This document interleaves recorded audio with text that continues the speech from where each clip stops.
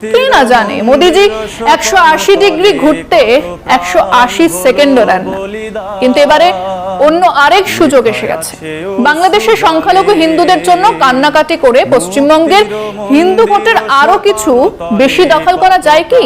বা ধরুন বাংলাদেশে মুসলমানরা হিন্দুদের উপরে ভয়ঙ্কর অত্যাচার করছে, এটা যত বেশি করে বলা যাবে তত হিন্দু মুসলমান ভোটের মেরুকরণ হবে আর বিজেপির সুবিধা হতে পারে। এটা বুঝে তাদের জিভ লক লক করে, চোখ চক চক করে। আর বিজেপি সেই প্রচারটা চালাবে কি করে? যেমন করে তারা চালায়, নামিয়ে দিয়েছে আইটি সেলকে। হু হু করে সুনামির মতো বয়ে আসছে মিথ্যে প্রচার, আর স্বাভাবিকভাবে সেসব নিয়ে অধিকারী এন্ড কোম্পানি মাঠে নেমে পড়েছেন। একজন নামে সাংবাদিক আসলে বিজেপির পেরোলেই আছেন, তিনি তো হুঙ্কার দিচ্ছেন ঢাকা দখল করার। দলের মুখপাত্র অবশ্য বলছেন অতটা নয়, আপাতত খানিকটা দখল করব।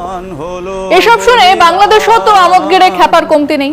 সে হুঙ্কার দিয়েছে 4 দিনের মধ্যেই কলকাতা দখল করব। কিন্তু এনারা প্রত্যেকেই জানে যে সেসব হবে না।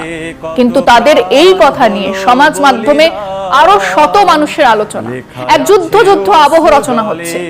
সেই বাংলায় যেখানে কবেই গান গেয়েছিল মানুষ, তোরা যুদ্ধ করে করবি কি তা বল। কিন্তু কার কথা শোনে কে? হাল্লা এবং শুন্ডির এই কোয়ার্টার বুদ্ধির মানুষজন দুজনে দুজনার পিন্ডি চটকানোর জন্য হাঁক দিচ্ছে। এতে বাংলাদেশের ইউনূস সরকারের খুব একটা কিছু যাবে আসবে না, কিন্তু এদেশের বিজেপির ভারী আনন্দ। আরো কিছু হিন্দু ভোট যদি তাদের ঝোলায় যায়, তাহলে বাংলার এই দুর্গের পাকাপাকি দখল তারা নিতে পারেন, সেটাই উদ্দেশ্য। গত কিছু নির্বাচন সাফ বলছে যে হিন্দু ভোটারদের আর কিছু বেশি 3-4% যদি বিজেপি ধরে যায়, তাহলে মমতা সরকারের বিপদ অনিবার্য। মানে উত্তর পূবের 7 সিস্টারের দখল প্রায় নেওয়াই আছে। বিহারেও তো নীতিশের বকলমে বিজেপি রাজ্যপাট চালাচ্ছে, উড়িষ্যাও গেছে কবজায়।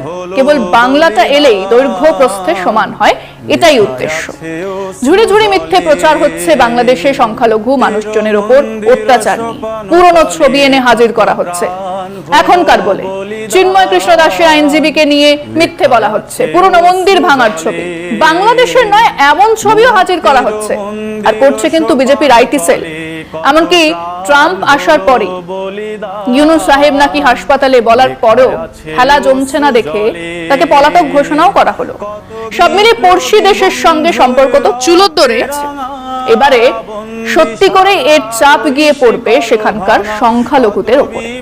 আবার সেসব ঘটনায় রং চড়িয়ে মাঠে নামবেন শুভেন্দু এন্ড কোম্পানি, বিজেপির আইটি সেল। তাহলে কি করা? আবার বলি, দুদেশের শুভবুদ্ধি সম্পন্ন মানুষদের এই প্রচারের বিরুদ্ধে সম্প্রীতির কথা বলা, দুদেশের বন্ধুত্বের ইতিহাসকে চর্চায় আনা। না, ভারতবর্ষ বাংলাদেশকে স্বাধীন করেনি। বাংলাদেশের 30 লক্ষ মানুষের প্রাণের বিনিময়ে সেদেশ স্বাধীনতা অর্জন করেছে। সেদেশের 3 লক্ষ ধর্ষিতা নারীর সম্ভ্রমের বিনিময়ে স্বাধীনতা এসেছে। কিন্তু সেদিনের সেই লড়াইয়ের সময় ভারত সঙ্গে ছিল, পাশে ছিল। এই ইতিহাস তো অস্বীকার করার নয়।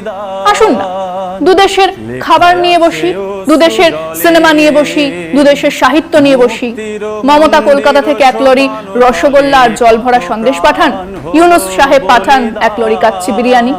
কি না জানে পেটের সম্পর্ক ভারী মধুর। আমাদের তো গাইতে ইচ্ছেই করে। আমরা তো গাই, আমার সোনার বাংলা আমি তোমায় ভালোবাসি।